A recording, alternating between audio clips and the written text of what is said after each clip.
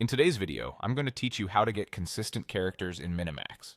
By the end, you'll know exactly how to set things up so your character looks the same across every render, which is essential for cohesive stories, ads, or any multi-scene project.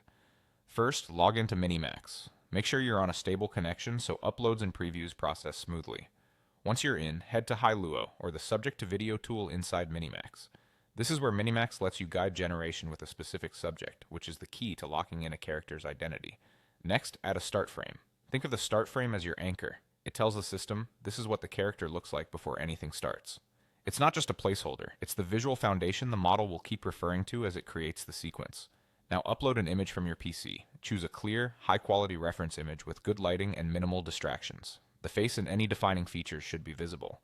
If your project involves a recurring outfit, hairstyle, or accessory, include it in the reference image. Try to keep the framing and angle consistent across all references you use for the same character. Mid-shot or head and shoulder shots tend to work well and reduce drift. Consistency is everything. Always use the same or very similar reference images for that character. Stick to matching angles, lighting, and expressions whenever possible. If one reference was shot front-facing in soft indoor light, use others that match that setup. Avoid heavy filters or drastic color grading on some references but not others. They can confuse the model. A simple way to stay organized is to keep a dedicated folder for each character, with images named and sorted by angle or outfit, so you don't accidentally mix sources. With your reference in place, type in your prompt and then click Create. In your prompt, describe the scene you want, but keep the character description consistent each time.